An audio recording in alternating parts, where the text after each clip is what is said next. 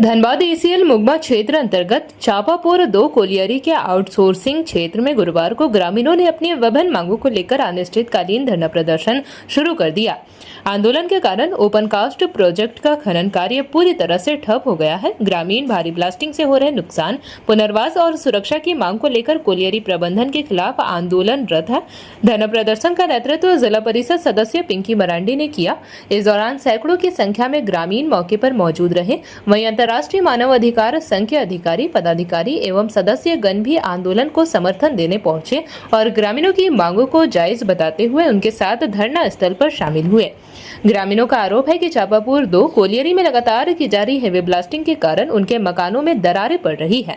कई घरों की छतें क्षतिग्रस्त हो चुकी है तथा ब्लास्टिंग के दौरान उड़ने वाले पत्थरों से लोगों की जानमाल को लगातार खतरा बना हुआ है। ग्रामीणों का कहना है कि कई बार शिकायत करने के बावजूद न तो उन्हें उचित मुआवजा मिला है और न ही प्रभावित परिवारों के पुनर्वास की दिशा में कोई ठोस पहल की गई। धरना स्थल पर आयोजित सभा को संबोधित करते हुए जिला परिषद सदस्य पिंकी मरांडी ने कहा कि प्रभावित ग्रामीण लंबे समय से पुनर्वास और सुरक्षा की मांग कर रहे हैं, लेकिन प्रबंधन उनकी समस्याओं को गंभीरता से नहीं ले रहा है। उन्होंने कहा कि जब तक ग्रामीणों की मांगों पर सकारात्मक पहल नहीं होती तब तक आंदोलन जारी रहेगा। इस संबंध में पूर्व में ईसीएल प्रबंधन को एक आवेदन भी सौंपा गया था, जिसमें ब्लास्टिंग से हो रही क्षति, सुरक्षा और पुनर्वास के मुद्दों को भी उठाया गया था।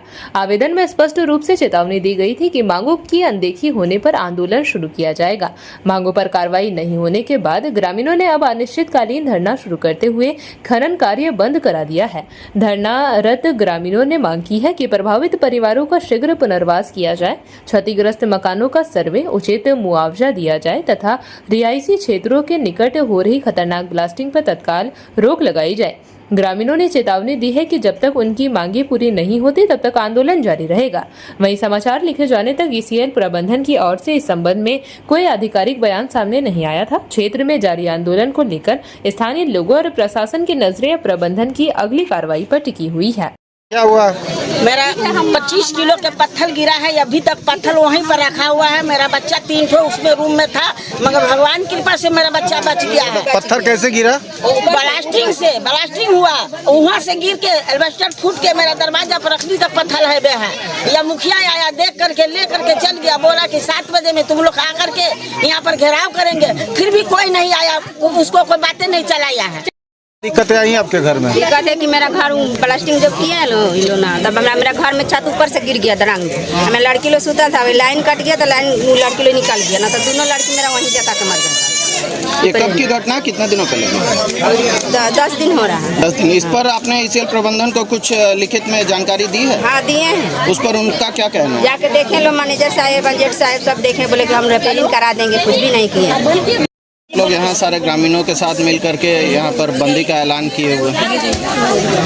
चापापुर कोलियरी अंतर्गत चापापुर धोड़ा बोल के एक बस्ती है, जिसमें हमारा 125 घर है यहाँ।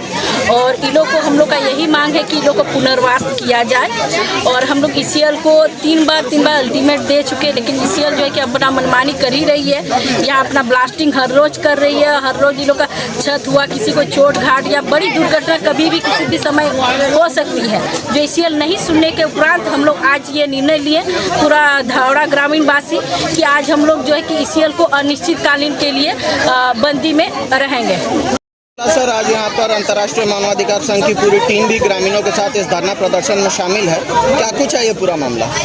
जैसा कि देखा जा रहा है, यहाँ पिछले 6 महीने से ऊपर से आउटसोर्सिंग कंपनी यहाँ चापापुर 2 कोलियरी में आउटसोर्सिंग कर रही है, लेकिन यहाँ का लाखों जो जनता है और यहाँ के आसपास जो 50 के करीब गांव है, उस गांव के किसी भी ग्रामीण को ना तो कोई पुनर्वास दिया गया है और ना तो कोई उसकी समुचित व्यवस्था की गई है। बिना पुनर्वास दिए, बिना किसी तरह का मूलभूत सुविधा प्रदान किए और इस तरीका का तानाशाही रवैया अपनाना कहीं ना कहीं ये आउटसोर्सिंग कंपनी का घोर मतलब अनियमितता है। आखिर ये हमारे यहाँ के लाखों जो ग्रामीण है वो कहाँ जाएंगे? ये जो ओसीपी चला रहे हैं उनसे सवाल है। और आज का जहाँ तक बात है कि आज यहाँ पे धरना प्रदर्शन का बात था और ये भी सुनने में आ रहा है कि पिंकी मरांडी धरना प्रदर्शन के लिए आवेदन दी थी, जिसको अभी तक उसको स्वीकृति नहीं दी गई है। तो ये बहुत ही, अगर देखा जाए तो ये तानाशाही का ये बहुत बड़ा सूचक है। इसका हम लोग अंतर्राष्ट्रीय मानवाधिकार संघ इसकी घोर निंदा करती है और मानवों की अधिकार की लड़ाई में हमारा पूरा धनबाद जिला और प्रदेश संगठन एकजुट है और जनता के साथ कंधे से कंधा मिला करके खड़ा है। किसी का अधिकार न तो छीनने देंगे और ना किसी का अधिकार को लूटने देंगे, चाहे वो ओसीपी कंपनी हो चाहे कोई भी हो।